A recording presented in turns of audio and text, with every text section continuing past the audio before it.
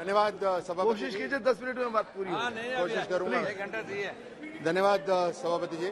मैं अपनी पार्टी को भी धन्यवाद देता हूं। पिछले 2.5 दिनों से जो अविश्वास प्रस्ताव पे जो चर्चा हो रही है उसमें विपक्ष केवल और केवल मणिपुर पे उन्होंने बात करी। इससे एक बात तो स्पष्ट होती है कि इनके 10 साल और हमारे 9 वर्ष, इनके 10 साल के अंदर घोटालों की लाइन लग गई थी, लेकिन इन्होंने सरकार के एक भी मंत्रालय के खिलाफ एक शब्द नहीं यहाँ कहा है, सिर्फ मणिपुर की बात करी है। आज ये चर्चा इस बात की भी होनी चाहिए जो मूल जड़ है। ये बार बार मणिपुर की बात करते हैं, ये भी बोलते हैं कि हम वहां पर गए थे कुछ लोगों से मिलने के लिए, एक वीआईपी विजिट इनकी हुई थी। यहां पर एजेंसियों की खबर भी है और मैं अपने विपक्षियों को यह भी बताना चाहता हूं कि सदन में कुछ ऐसे भी लोग हैं जिन्होंने मणिपुर का एक एक नाला, एक एक पहाड़ी के ऊपर ऑपरेशंस भी करे हुए हैं। मणिपुर की जो जिम्मेदारी नॉर्थ ईस्ट के अंदर जो पिछले 40 साल से जो हिंसा चल रही है उसकी जिम्मेदारी कांग्रेस की है। ये कश्मीर के अंदर जो हो रहा है उसकी जिम्मेदारी कांग्रेस की है। उसी तरह पंजाब के अंदर भी जो मिलिटेंसी हुई है उसी की भी जिम्मेदारी पूरी की पूरी कांग्रेस के ऊपर है। लेकिन आज चर्चा विश्वास और अविश्वास की हो रही है, तो मैं हरिशंकर परसाई जी की उस पंक्ति से बात कहना चाहता हूं कि आत्मविश्वास कई प्रकार का होता है, धन का, बल का, ज्ञान का, लेकिन मूर्खता का आत्मविश्वास सर्वोपरि होता है जो इन्होंने दिखाया।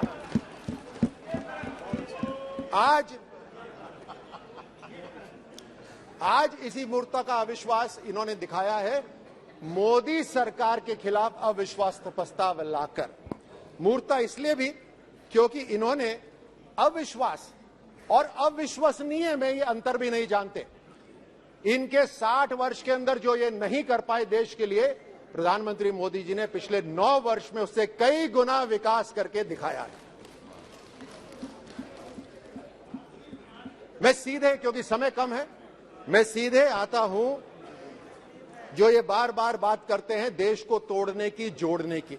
इन्होंने एक यात्रा भी निकाली, भारत जोड़ो यात्रा करके।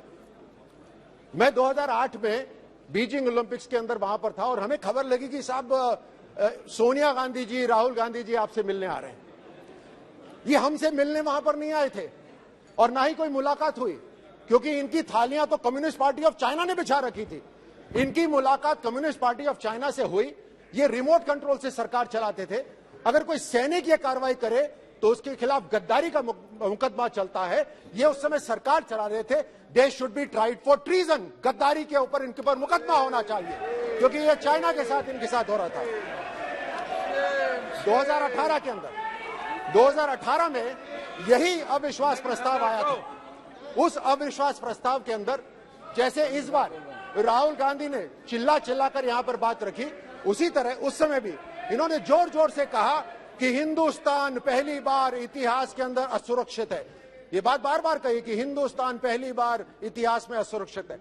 हिंदुस्तान के लिए तो वो लागू नहीं हुआ, लेकिन राजस्थान के लिए वो जरूर लागू हो गया। राजस्थान आज इतिहास में पहली बार असुरक्षित है, अपराधों में नंबर 1 है, भ्रष्टाचार में आज नंबर 1 है। यहां पर खड़े होकर बड़े इमोशनल तरीके से राहुल गांधी बोल रहे थे, मैं जा रहा था, मेरी जुबान भी नहीं खुल रही थी, वो महिला आई, उसने ऐसे पूरी रात अपने बच्चे के साथ बिताई। राजस्थान को भूल गए बिल्कुल। वहां से तो यात्रा भी निकाली थी। 14 साल की वो मासूम बच्ची जिसने इस दुनिया को भी नहीं देखा था, उसके साथ सामूहिक दुष्कर्म हुआ, जिंदा को काटा गया, उसको भट्टी में, कोयले की भट्टी में डाला गया। लेकिन इनकी तरफ से एक ट्वीट नहीं, एक कोई शब्द नहीं। ये शर्म आनी चाहिए इनको। डूंगर पर कम नहीं है, डूंगरपुर के अंदर एक 9वीं क्लास की शिक्षक के साथ 5 लोगों ने दुष्कर्म करा, लेकिन इनके जू भी नहीं रखती। करौली के अंदर एक 21 साल की लड़की, आप बात करते हैं अगर इमोशन, अगर आप किसी के पिता है तो इस बात को समझिए, 21 साल की लड़की को पहले अगवा करा गया। और यहां पर आप ही की सरकार के जो मुख्यमंत्री है वो कहते हैं कि राजस्थान के अंदर तो अपराध ज्यादा इसलिए हो रहे हैं क्योंकि हम एफआईआर तुरंत दर्ज करा देते हैं। वो भी झूठ है, क्योंकि जब उसको अगवा करा गया उसके माता पिता तुरंत पुलिस स्टेशन गए कि हमारी बेटी को बचा लो। कोई एफआईआर नहीं हुई, उन्हें धक्के मार के बाहर निकाला गया। अगले दिन उसके साथ दुष्कर्म हुआ, उसको गोली मारी गई, और गोली से नहीं मरी तो उसके ऊपर एसिड फेंका गया, एसिड से नहीं मरी तो उसको कुएं में डाला गया। शर्म आनी चाहिए इनको। यहां पर इनकी यहां पर बात खत्म नहीं होती, यहां बात खत्म नहीं होती। इनके मुख्यमंत्री कहते हैं, इनकी पार्टी के ये इतनी जो संवेदनशीलता दिखा रहे हैं कि ढोंग रच रहे हैं, इनके मुख्यमंत्री कहते हैं ये जितने भी रेप विक्टिम्स हैं आधे तो झूठ हैं, ये इनके मुख्यमंत्री कहते हैं। वो बोलते हैं बाकी आधे जो हैं वो उनके रिश्तेदारों ने कराए, यानी पीड़िता के ऊपर एक और आरोप लगा दो झूठ बोलने का। यही नहीं, इनके मंत्री सदन के अंदर खड़े होकर ये बोलते हैं कि हाँ राजस्थान रेप्स में नंबर 1 है, और फिर मुड़के बोलते हैं क्योंकि राजस्थान मर्दों का प्रदेश है, और उसमें उनके विधायक ठा के लगा के हंसते हैं। ये है कांग्रेस का असली चेहरा। ये 17 बलात्कार हर रोज राजस्थान के अंदर होते हैं, 7 हत्याएं हर रोज होती हैं। आप कहां मणिपुर की बात कर रहे हैं? आप ही के मंत्री ने वहां सदन में खड़े होकर यह बोला कि मणिपुर की तरफ नहीं, अपने गरेबान में झांकिए। उसका मंत्री पद छीन लिया गया, उसको वहां सदन में मारा गया। ये इनकी असलियत है कांग्रेस की। ये इनके, आपको असलियत बताता हूं कांग्रेस की असलियत, और ये आंकड़े हैं, ये मैं नहीं कह रहा। इनके विधायकों के बेटे, विधायकों के भतीजे, विधायकों के पीए, उनके ऊपर दुष्कर्म की एफआईआर हो रखी है। ये है असलियत इनकी, लेकिन उनके ऊपर कोई कार्रवाई नहीं हो रही।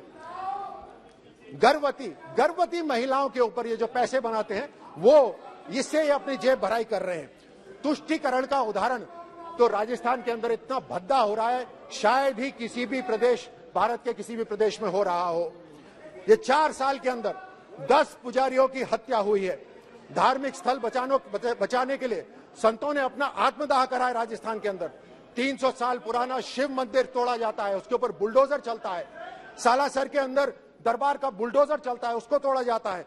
यह है इनका तुष्टीकरण। एक खास समुदाय के लिए इनकी सरकार वहां पर एक आदेश पारित करती है। सुनिए, एक आदेश पारित करती है इनकी राज्य सरकार कि एक खास समुदाय के लिए बिजली कटौती नहीं होगी क्योंकि उनका एक त्योहार है, हमें उनसे कोई परेशानी नहीं। लेकिन उसी समय वहां पर हिंदुओं का भी त्योहार था, रामनवमी मनाई जा रही थी, उस पे डीजेस के ऊपर बैन लगाए गए, पोस्टर्स के ऊपर बैन लगाए गए, धारा 144 लगाई गई। और यही नहीं, भजन कौन से बजेंगे उसकी अनुमति भी कांग्रेस देगी। ये असलियत है कांग्रेस की तुष्टीकरण की। उदयपुर के अंदर कन्हैया लाल की हत्या हुई, न जाने कितने कन्हैया मारे गए हैं, वो तो उनका वीडियो नहीं बना। ये है असलियत राजस्थान की, लेकिन इन्होंने कोई एक्शन नहीं लिया। इन्होंने माहौल ऐसा बना दिया है वहां पर, सभापति जी, ऐसा माहौल बना दिया है कि एक खास समुदाय के लोग पुलिस थाने के अंदर खड़े होकर वो खुलेआम हिंदुओं को धमकी देते हैं, लेकिन इनकी सरकार कुछ नहीं करती। पीएफआई बैंड है, यहां पर गृह मंत्री जी ने कल बताया पीएफआई पूरे राष्ट्र के अंदर बैंड है, लेकिन पीएफआई राजस्थान के अंदर पुलिस प्रोटेक्शन के साथ मार्च करती है। यह है असलियत इनके चेहरे। कहीं ना कहीं इन बाहर की कोई ना कोई एजेंसी, कोई ना कोई संगठन, बाहर की कोई ना कोई एजेंसी कहीं ना कहीं इनके साथ मिली हुई है। मैं तो वापस उसी पे जाता हूं, क्या एमओयू हुआ था उस समय चाइना के साथ, जो आज तक भारत को नहीं पता। कहीं ना कहीं इन्होंने भारत को तोड़ने के लिए सुपारी उठाई हुई है, भारत को ये तोड़ना चाहते हैं हर तरह से। राजस्थान के अंदर दलितों के ऊपर अत्याचार हो रहा है।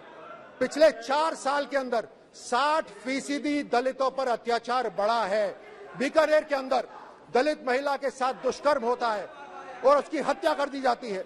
जालौर जिले के अंदर एक 9 साल के दलित लड़के को मार दिया जाता है क्योंकि वो पानी पीने गया था। जम्वा रामगढ़, मेरे अपने संसदीय क्षेत्र के अंदर एक महिला टीचर, मतलब टीचर तक को भी नहीं छोड़ा, एक महिला टीचर को जिंदा जलाया गया वहां पर। यह दलितों के ऊपर अत्याचार ये कर रहे हैं। इन्होंने हर तरह से धोखा दिया है। मैं घोषणा पत्र पर आता हूं, इन्होंने घोषणा पत्र में भी धोखा दिया है। ये तो अविश्वास लायक भी नहीं है। ये अविश्वास प्रस्ताव हमारी सरकार के खिलाफ लाए हैं, लेकिन पर ये अविश्वास लायक भी नहीं है। इन्होंने राजस्थान के साथ विश्वासघात करा है। ये है असलियत इनकी। घोषणा पत्र के अंदर ये कहते हैं कि हम हस्तशिल्प कला और हथकरघा निदेशालय का गठन करेंगे, नहीं करा। यहां पत्रकार बैठे हैं, राजस्थान के पत्रकारों को इन्होंने बेवकूफ बनाया। बोलते हैं हम आपकी सुरक्षा के लिए एक अधिनियम लेकर आएंगे। 4.5 साल हो गए, एक भी अधिनियम नहीं आया। इन्होंने हर तरह से राजस्थान के साथ विश्वासघात करा है। और अविश्वास प्रस्ताव किसके लिए लेकर आए? एक ऐसी पार्टी जिसने जो कहा वो करा, एक ऐसी पार्टी जिसने बोला धारा 370 हटाएंगे तो हमने हटाया, हमने बोला राम मंदिर बनाएंगे तो हमने बनाया, हमने बोला आतंकवाद को मुंह तोड़ जवाब देंगे तो हमने दिया। हर तरह से उस सरकार के खिलाफ ये अविश्वास प्रस्ताव लेकर आए हैं।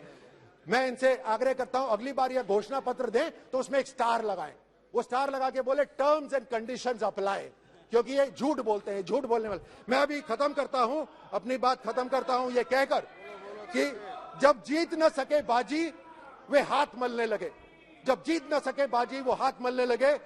आसमां सी ऊंचाई, प्रधानमंत्री मोदी जी और मोदी सरकार के लिए बोल रहा हूं, आसमां सी ऊंचाई देख वो जलने लगे। अभी तो बहुत कुछ तमन्ना है 56 इंच के सीने में। अरे रुकिए, बैठिए, अभी से आपस में क्यों लड़ने लगे? ये इनकी असलियत। बहुत बहुत धन्यवाद।